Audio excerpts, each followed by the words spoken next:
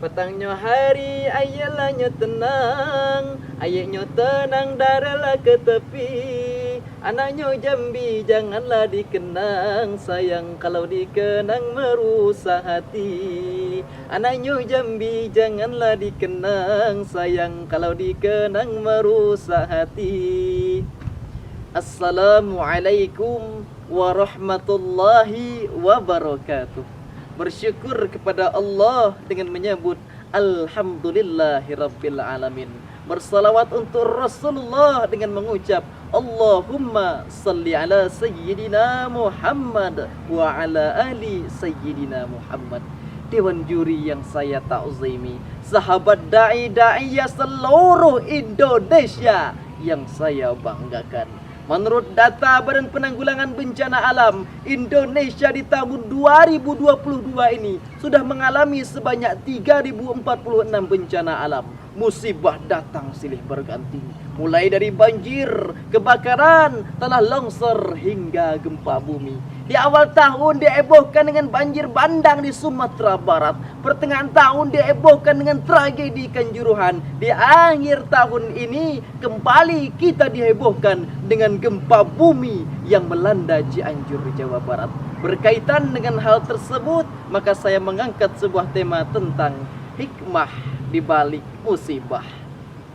Kita hidup di dunia ini tak selamanya indah dan bahagia. Terkadang hadir di tengah-tengah kita suatu ujian atau musibah yang tak pernah kita pikir apalagi kita duga. Semuanya datang secara tiba-tiba. Ada yang meraung karena kesakitan, ada yang menjerit karena terluka, bahkan tidak sedikit yang meninggal dunia. Lalu apa hikmah di balik semua itu?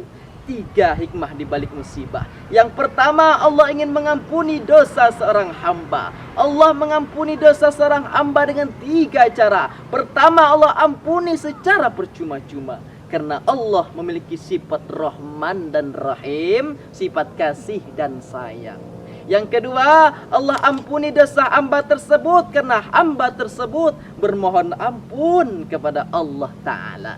Yang ketiga, Allah ampuni dosa hamba tersebut dengan cara Allah uji hamba tersebut. Yang kedua, hikmah di balik musibah, Allah ingin mengangkat derajat seorang hamba. Innallaha idza ahabba biqaumin ibtalahum, kata Rasul. Jika Allah sudah cinta kepada suatu kaum, maka kaum tersebut akan diuji oleh Allah Subhanahu wa taala.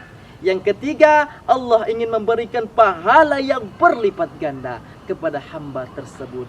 Innama yuwaffas sabiruna ajrahum bighairi hisab, kata Allah. Hanya bagi mereka orang-orang yang sabar pahala tanpa batas. Itulah hikmah di balik musibah.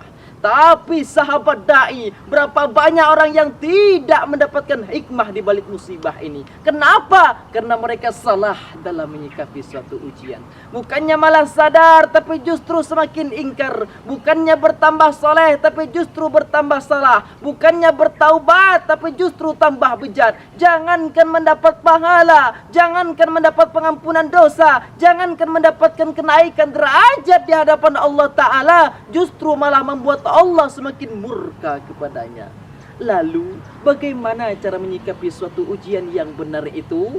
Allah Subhanahu wa Ta'ala berfirman di dalam Al-Quran, surah Al-Baqarah ayat 155. Bismillahirrahmanirrahim. Walanabluwannakum bisyai'im minal khawfi wal ju'i wa naqsim minal amwali wal anfusi wath thamarat wa basyiris sabirin. Dan kami pasti akan menguji kamu sekalian dengan sedikit ketakutan, kelaparan, kekurangan harta jiwa dan buah-buahan. Dan sampaikan kabar gembira kepada mereka orang-orang yang sabar. Jadi sahabat dai, ketika Allah menguji kita, yang harus kita lakukan itu adalah sabar. Lalu siapa orang yang sabar itu? Orang yang sabar itu, kata Allah, alladzina idza asabatum musibah. Ketika ia ditimpa suatu musibah, qalu, dia berkata, innalillahi wa inna ilaihi raji'un. Sesungguhnya kita milik Allah dan kita akan kembali kepada Allah Subhanahu wa ta'ala. Itulah orang yang sabar dan itulah orang yang akan mendapatkan hikmah di di balik musibah.